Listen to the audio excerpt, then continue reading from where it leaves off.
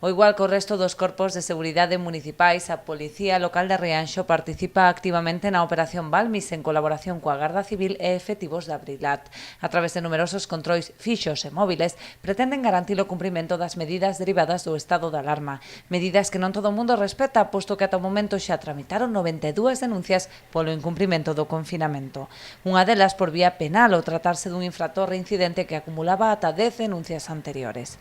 Entre os días 8 e 12 deste mes estableceronse unha serie de dispositivos xaula en colaboración coa agrupación de tráfico da Garda Civil para controlar o tránsito de vehículos e persoas con motivo da Semana Santa.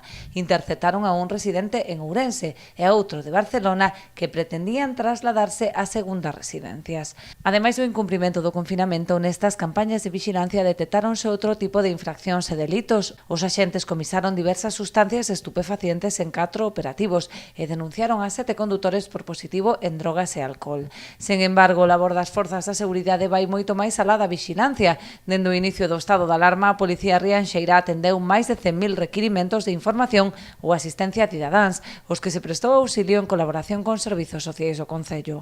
Entre outras tarefas, colabora no reparto de máscaras de protección ou na coordinación da limpeza e desinfección de zonas estratégicas. Tamén en Boiro, onde a Policía Local fixo balance das actuacións nunha xuntanza mantida esta mañá co alcalde. Ata o momento, lévanse interpostas 60 sancións.